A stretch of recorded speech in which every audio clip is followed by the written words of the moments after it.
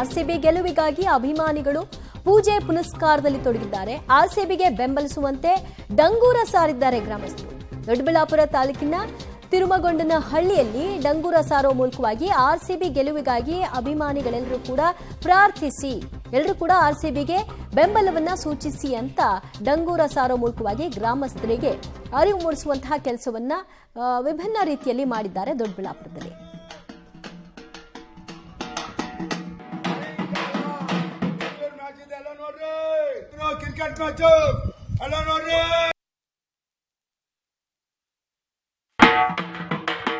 Bengaluru cricket match ಇದೆ, ಸಾಯಂಕಾಲ ಎಲ್ಲ ನೋಡ್ರಿ.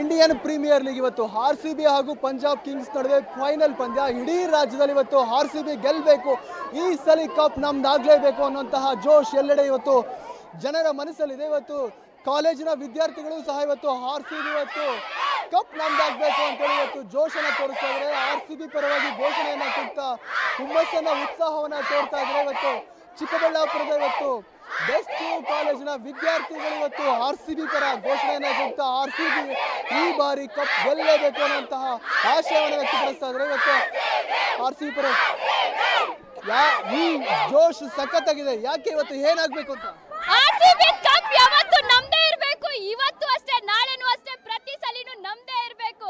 ಯಾವತ್ತು ಕಪ್ಪು ಕಪ್ಪು ಅಂತ ಲಾಲಿಪಾಪ್ ಹೇಳ್ತಿದ್ರು, ಇವತ್ತು ಅವ್ರ ಲಾಲಿಪಾಪ್ ಬಾಯಲ್ಲಿ ಇಟ್ಕೊಂಡು ಮನೆಯಲ್ಲಿ ನೋಡ್ರಿ ಬಂದಾಲ್ಗೆಲ್ಲ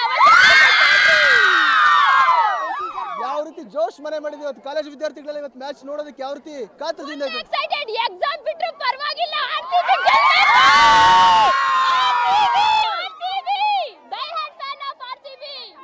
ನಮ್ ಬ್ಲಡ್ ಅಲ್ಲಿ ಆರ್ಬಿಸಿ ಅಲ್ಲ ಆರ್ಸಿಬಿ ಇರೋದು. ಲೈಫ್ ಅಲ್ಲಿ ಎಂತ ಪಾರ್ಟ್ನರ್ ಇರ್ಬೇಕು ಅಂತ ಹೇಳ್ತಾರಲ್ವಾ, ಯಾವತ್ತಿದ್ರು ಆರ್ಸಿಬಿ ಫ್ಯಾನ್ಸ್ ತರ ಪಾರ್ಟ್ನರ್ ಇರ್ಬೇಕು. ಆಲ್ವೇಸ್ ಲಾಯಲ್, ಸೋಲಿ ಗೆಲ್ಲಿ ಮ್ಯಾಟ್ರ್ ಆಗಲ್ಲ, ಯಾವತ್ತಿದ್ರು ಆರ್ಸಿಬಿ ಫ್ಯಾನ್ಸ್.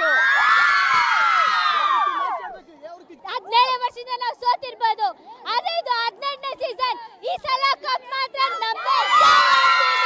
ನೀರ್ ಕೊಡ್ಸೋದು ಅವರೇ, ನೀರ್ ಕುಡ್ಸೋದು ನಾವು ಅಂಕಲ್ ಮಕ್ಕಳಿಗೆಲ್ಲ ಹೇಳ್ತೀರಿ, ಈ ಸರಿ ಕಪ್ ನಮ್ದೇ. ಎಲ್ಲರೂ ಹೇಳ್ತಾರೆ ಅವ್ರ blood positive, blood group O positive, A positive ಅಂತ, ಆದ್ರೆ ನಂದು ಆರ್ಸಿಬಿ ಪಾಸಿಟಿವ್.